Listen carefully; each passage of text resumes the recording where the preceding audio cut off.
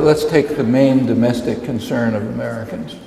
For decades, the major domestic concern of Americans, or either top or very close to the top, has been the health system. Okay, that's obvious why. It's a total catastrophe. It has about twice the per capita costs of other industrial countries, and has about the worst outcomes. And you know, like 50 million people either don't have insurance, or many more have much too limited insurance. Now those are things that really hurt people. You know, they're not abstract. Drug prices are like 2 or 3 times as high as in comparable countries. That hurts people, and they care about it. And furthermore, people have consistent ideas, consistent beliefs over a long period. And on this issue, they have very consistent beliefs. For decades, a large part of the population has been in favor of some kind of national health care system. It's called here single payer. It's called Canadian style. The reason it's called Canadian style is because people know that Canada exists. And it's not called, you know, Australian style, which is a better system, because who knows what they have in Australia. But there's just been overwhelming support for it. And it would almost certainly be much cheaper than the system we have now. In fact, if you take the socialized part of the system, Medicare, its administrative costs are like a fraction of the privatized system. I mean, there's constant talk about, you know, the problems that Medicare is facing down the road. We've got to do something about to stop it. Yeah, that's true. But the problems are because it has to work through the privatized system, which makes it highly inefficient, costly, bureaucratized, a lot of intervention, you know, and so on. Well, the public has wanted something that makes sense, but it's not on the political agenda. Okay, very few people know that that's what everybody wants and know the reasons for it, because it's not discussed. Okay, that's a pretty impressive achievement to have suppressed for decades. It's not that it's like everything I said, you could find the data in the papers, but you got to research it. Here's a situation where there's a major domestic concern. Population has a lot of public support. If it was even discussed publicly, the support would grow much higher. You know, when things are not discussed and debated, people may have an opinion, but their feeling is, well, I must be crazy. You know, nobody else believes this. If it was part of an ongoing, lively debate and discussion, as would happen in a functioning democratic society, yeah, then people would see the reasons for it. They'd be reinforced, and you'd have public pressure. Now, up until 2004, these ideas were never on the political agenda. So you go back to the 2004 election, Kerry-Bush election.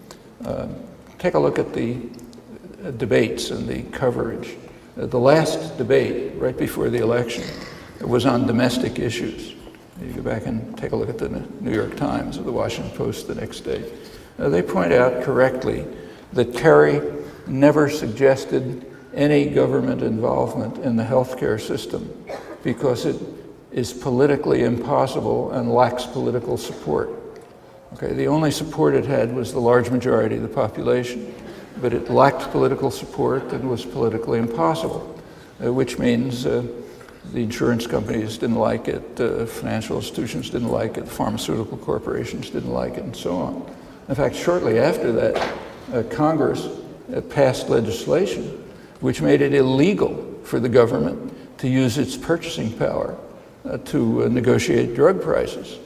I think the United States must be the only country in the industrial world where anything like that is true. So like the Pentagon can negotiate prices, you know, to get paper clips, let's say, but the Medicare can't negotiate to get lower drug prices. Well, now a Medicare program was created, which is just a gift to the insurance companies, since only the Democrats voted for it. All right, this year, in 2008, something changed. For the first time, the Democrats began putting forward programs which are towards what the population has wanted for decades. They don't really get there, but at least they're in that direction. First Edwards, then Obama and Clinton. Well, what happened between 2004 and 2008? Public opinion didn't change. It's been pretty much the same for decades.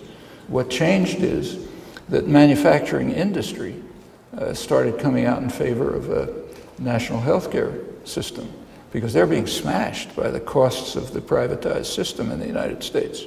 Like General Motors says it costs them over $1,000 more to produce a car in Detroit than across the Canadian border because they have a rational healthcare system, more rational, not perfect, but better. Well, you know, when a sector of concentrated American capital becomes interested in something, it starts to become politically possible and have political support. You know, these are things that people ought to be discussing and think about. What does that tell you about functioning democracy? That something can become sort of politically possible, even if not what the public wants, only if a major sector of concentrated capital is in favor of it. You know, these ought to be topics that are, you know, main issues for people who want to create a functioning democratic society. And that's the major domestic concern.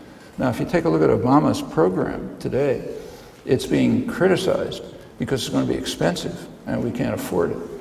Well, yeah, the way he's planning it, it's going to be expensive because it's maintaining the privatized system.